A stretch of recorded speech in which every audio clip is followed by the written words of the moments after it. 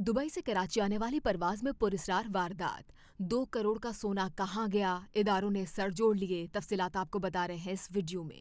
Dubai से कराची आने वाली गैर मुल्की एयरलाइन की परवाज में दौरान सफर 2 करोड़ रुपए मालियत का सोना चोरी होने की वारदात पर मुतालिका इदारों ने सर जोड़ रखे हैं। ताहम कोशिश के बावजूद वारदात का सुराग नहीं मिल सका। दुबई से 4 सितंबर की दोपहर 3 बजे फ्लाई दुबई की परवाज FZ 335 कराची पहुंची तो मुसाफिर मोहम्मद मोनिस ने जहाज के बाला खाना में रखे हुए सामान से 1542 ग्राम सोना चोरी होने की निशानदेही की और वारदात के बारे में एयरलाइन के अमले को फौरी तौर पर आगाह किया। जहाज के अमले ने तैयारी के दरवाजे बंद रखे और फौरी तौर पर कराची एयरपोर्ट के सिक्योरिटी हुक्काम को इस वाक़े के बारे में आगाह किया।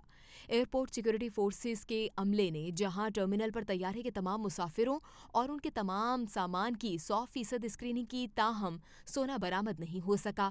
पाकिस्तानी कस्टम्स के अमले ने जहाज और उसके अमले की भी मुकम्मल तलाशी ली, मगर सोने का सुराग नहीं मिल सका। कराची से नॉर्थर्न जूलर्स की जानिब से कानूनी तरीके से एक्सपोर्ट किए गए जेवरात की निस्फ कीमत सोने की शक्ल में वापस लाई जा रही थी, जिसकी कस्टम हुक्काम को पेशगी इत्तला की गई थी। एयरपोर्ट पुलिस के मुताबिक वारदात की इत्तला मिली है, ताहम फिजा में होने वाली वारदात एयरपोर्ट थाने की हुदूद में पेश नहीं आई। दुबई एयरपोर्ट पर मुसाफिर की जानिब से सोना डिक्लेयर किया गया था, जिसकी दस्तावेजात भी मुसाफिर के पास मौजूद थीं। पाकिस्तानी कस्टम्स हुक्काम ने शुबा जाहिर किया है कि पुरस्कार वारदात मुमकिन तौर पर दुबई एयरपोर्ट से रवानगी के वक्त हुई।